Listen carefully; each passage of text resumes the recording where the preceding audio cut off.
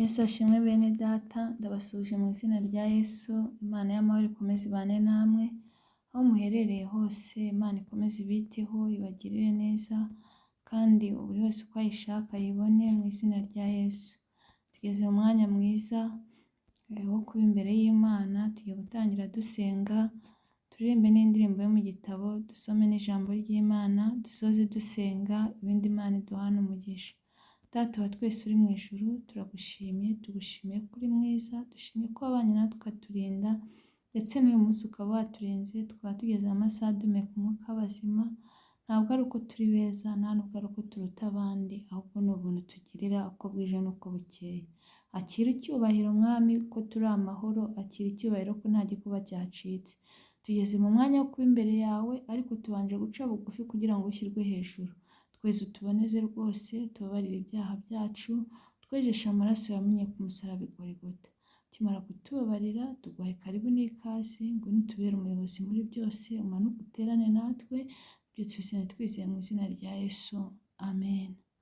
Tugiye gukomeza turirimba indirimbo y'115 mu ndirimbo zo gushimisha Imana. Nabonye umukunzi mwiza, yarankunze ntamuzi, yamfatishije umugozi, ari rwo rukundo rwe. Izo ngoyi ze zanteye kuba imbata ye rwose, genduwe nawe n'uwanjye kugeza iteka ryose. Genduwe nawe n'uwanjye kugeza iteka ryose. Nabonye umukunzi mwiza, kera yarampfiriye, yaranguza mu ubugingo, nawe yaranyihaye. None ibintu mfite byose ntabwo nkibikundira, ibyo ntunze nanjye ubwanjye n'iby'uwo mucunguzi. Ibyo ntunze nanjye ubwanjye n'iby'uwo mucunguzi. Nabonye umukunzi mwiza, byose arabishobora, ajya andinda akaga kose, mu nzira ijya mu ijuru. Kumuhanga amaso iteka, bizankiza intege nke. Shira ubute, shira ubwoba, nyuma nzatabaruka.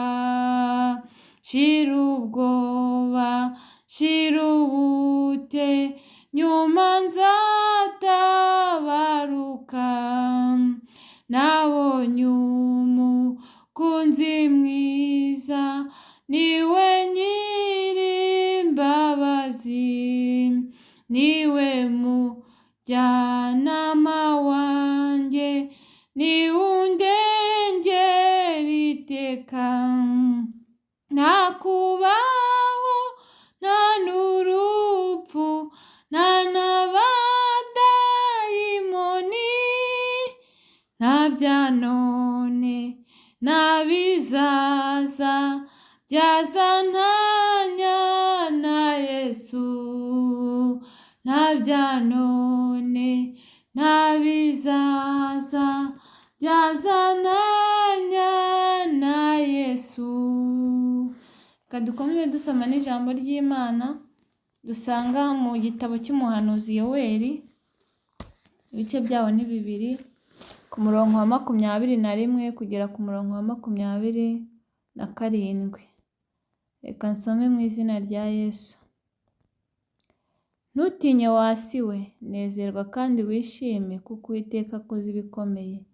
Ntimutinye mwa nyamaswa zo mu ishyamba mwe, kuko ubwatsi bwo mu butayu bumeze, n'ibiti byeza imbuto zabyo, umutini n'umuzabibu byeze cyane. Noneho munezerwe bantu b'i Siyoni mwe, mwishimire Uwiteka Imana yanyu, kuko ibahaye imvura y'umuhindo ku rugero rukwiriye, kandi ibavubiye imvura y'umuhindo n'iy'itumba nk'ubwa mbere. Imbuga zizadenderezwaho ingano, kandi imivure izuzura vino n'amavuta ya elayo isesekare. Nzabashumbusha imyaka inzige zariye, n'iyariwe n'uburima n'ubuzikira n'akagungu za ngabo zanjye zikomeye nabateje. Kandi muzarya muhage, muhimbaze izina ry'Uwiteka Imana yanyu, kuko yabakoreye ibitangaza, kandi ubwoko bwanjye ntibuzongera gukorwa n'isoni ukundi. Muzamenya yuko ndi mu Bisiraheli, kandi yuko ari jye Uwiteka Imana yanyu, nta yindi ibaho. Ni ukuri ubwoko bwanjye ntibuzongera gukozwa isoni ukundi. Amen. Iryo ni ijambo ry'Imana uyu mugoroba Imana iri kutubwira. Ijambo ry'Imana riratubwiye ngo ntutinye wa si we. Ntimutinye, ngo nezerwa kandi wishime. Ntimutinye, ni ukuri, nimunezerwe mwishime, kuko Uwiteka akoze ibikomeye. Uwiteka akoze ibikomeye ku buzima bwawe, wowe uri kunkurikira. Tumaze iminsi tuvuga ukuntu umuntu agomba gukora ibyo Imana ishaka, ukuntu umuntu agomba kwezwa, ukuntu umuntu agomba kwihana akava mu bibi. Ni ukuri, iyo umuntu amaze kwezwa, iyo umuntu amaze kwirinda ikibi n'igisa nacyo, mu ngororano ze n'ibi ngibi birimo. Uwiteka rero arabwira abo abantu bari kugenda nk'uko Imana ishaka, abantu bari gukora uko Imana ishaka, abantu bari gukiranuka muri byose, abantu bari kwirinda ikibi n'igisa nacyo. Imana iri kubabwira ngo ntutinye wa si we, nezerwa kandi wishime. Ishime kuko hari icyo Imana ikoze ku buzima bwawe. Nezerwa kuko hari icyo Imana ikoze ku buzima bwawe. Nezerwa kuko Imana iguhinduriye amateka mu izina rya Yesu. Kuko Uwiteka akoze ibikomeye. Uwiteka akoze ibikomeye ku buzima bwawe. Ni ukuri Uwiteka aguhinduriye amateka. Uwiteka hari ibyo aremye mu buzima bwawe. Ni ukuri Imana itugirire neza. Ngo ntimutinye mwa nyamaswa zo mu ishyamba mwe, kuko ubwatsi bwo mu butayu bumeze. Imana imejeje n'ubwatsi, n'inyamaswa nazo zizabigiriramo inyungu, nazo zigiye kongera zirishe, kubera ko abantu b'Imana iyo bari kwitwara neza, ni ukuri bigera kuri buri muntu wese. Ngo n'ibiti byeza imbuto zabyo, umutini n'umuzabibu byeze cyane. Ni ukuri Uwiteka ibyo yakoze ni ibitangaza, kubera ko ahinduye amateka n'ibyari byararumbye mu ruhande rwawe, ibyo wari waraburiye ibisubizo. Ni ukuri Uwiteka azanye ibisubizo. Ngo noneho munezerwe abantu b'i Siyoni mwe, mwishimire Uwiteka Imana yanyu, kuko ibahaye imvura y'umuhindo kugeza ku rugero rukwiriye, kandi ibavubiye imvura y'umuhindo n'iy'itumba nk'ubwa mbere. Ni ukuri Imana hari icyo ikoze ku buzima bwacu, hari icyo ikoze ku buzima bwawe. Ni ukuri hari ibyo ihinduye. Niba waravuye mu bidatunganye, niba uri kugenda neza ukagendera mu nzira nziza, niba uri kwirinda ikibi n'igisa nacyo, ni ukuri Imana hari imvura igwishije y'umugisha mu buzima bwawe, hari ibyo iremye mu buzima bwawe. Noneho ngo nk'ubwa mbere, imbuga zizadendezwaho ingano, kandi imivure izuzura vino n'amavuta ya elayo isesekare. Nzabashumbusha imyaka inzige zariye, ni ukuri Imana igiye kugushumbusha ibyawe wanyazwe, igiye kugushumbusha ibyawe nzige zariye, ibyawe waburiye irengero. Ni ukuri bya bindi wanyazwe, bya bindi wahombye, bya bihombo wagiye ugira, ni ukuri Imana hari icyo ikoze irabikugaruriye, kandi ni ukuri izagukubira mu izina rya Yesu. Izere Imana rero, Imana hari ibyo ikoze kandi hari ibyo iremye, ngo kandi ngo muzarya muhage. Ni ukuri humura, amashimwe n'imigisha Imana izanye aje kuguhindurira amateka, aje kuguhindurira ubuzima.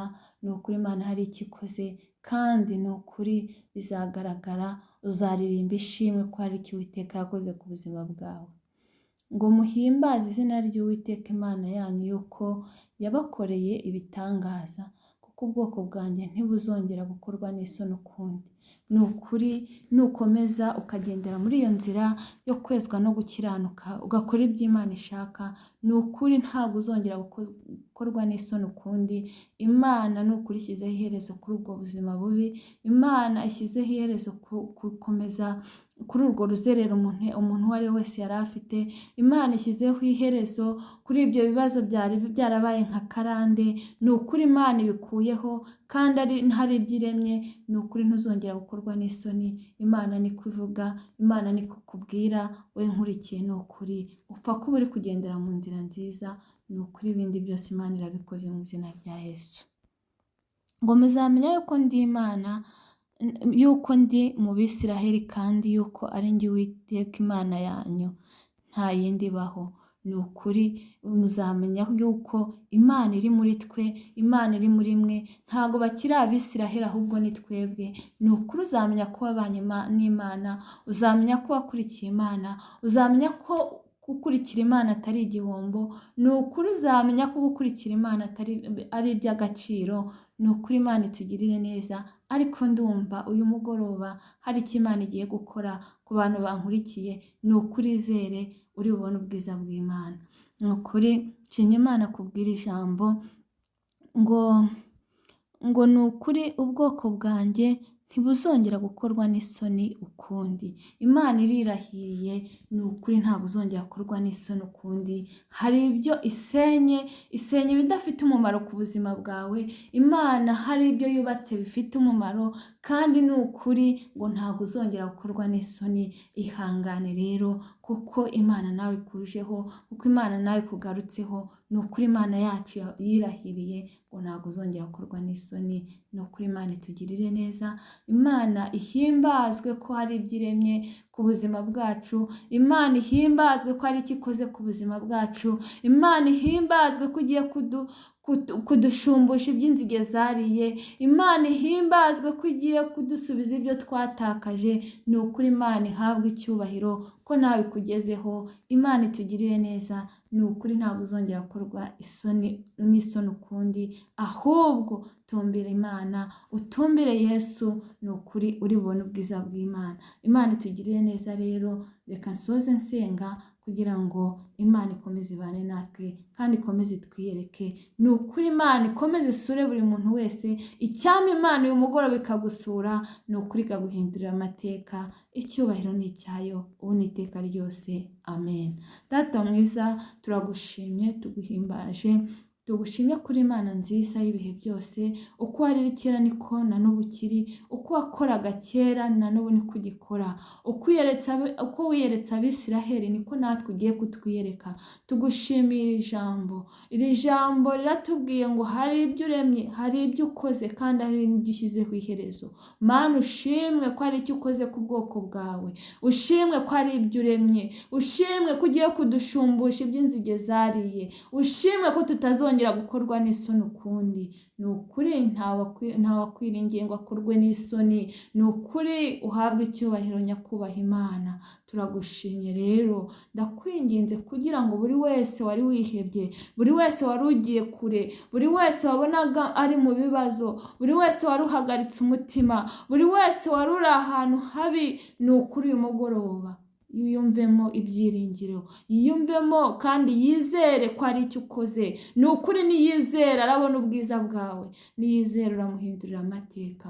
Ni ukuri umuntu wese wari unaniwe, umuntu wari ufite intimba n'agahinda, ndakwinginze kugira ngo nawe umugereho kandi umwiyereke nyakubahwa Imana. Dusengeye n'umurimo wawe, ongera usuke ububyutse mu itorero, gabanya abarimbuka wongera abakizwa, abatarakwakira nk'umwami n'umukiza w'ubugingo bwabo. Mwami, bahamagare bazi iwawe, ni ukuri bakwakire, kubera ko muri wowe niho havamo byose. Nabo nibakwakira bakakwemera, ni ukuri ntibazongera gukorwa n'isoni ukundi. Aho biteho rero, dusengeye abarwayi mu izina rya Yesu Kristo, bakozeho ikiganza cyawe gikiza. Mwami, bakize mu izina rya Yesu, kubera ko roho nzima itura mu mubiri muzima.